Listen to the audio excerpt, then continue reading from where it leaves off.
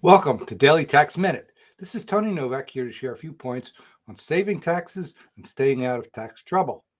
Let's jump right in. Today's topic is the title is a goofy phrase I heard last night from a tax law professor. Uh, T&E out by three.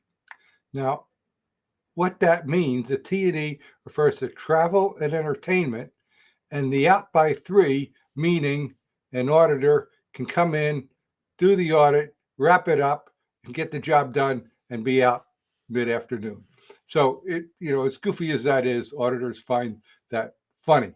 The point is that the auditors, the IRS, state auditors know that the requirements for travel and entertainment bookkeeping are so onerous, really, that they can pretty easily determine when they're not being met.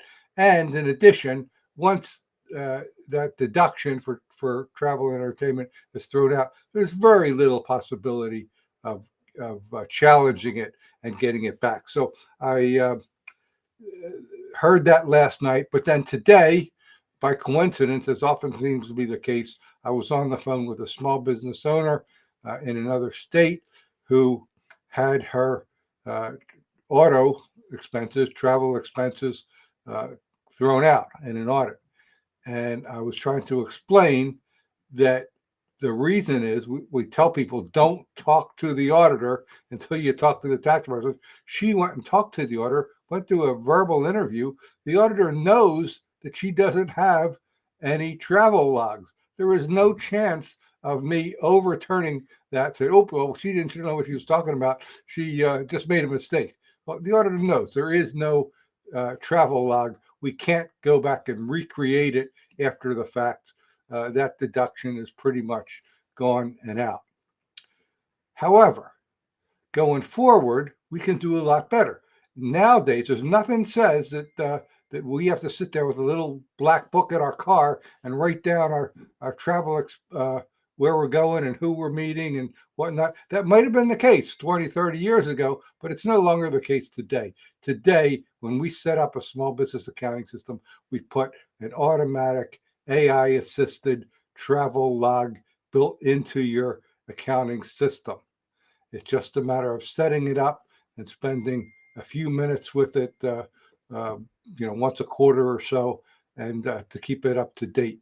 So it's not as onerous as it can be, so long as you're willing to actually use the technology. In this particular case, I'm hoping so I can go back to the auditor and say, hey, I realize that she wasn't up to par in the past, but we're going to get that straightened out for the future, and maybe I can get a break in the audit, if not that point, in some other issues going forward. So would love to hear if you've had any experience with travel expenses in an audit. And I know there's a lot of weird information, misinformation otherwise floating around the internet.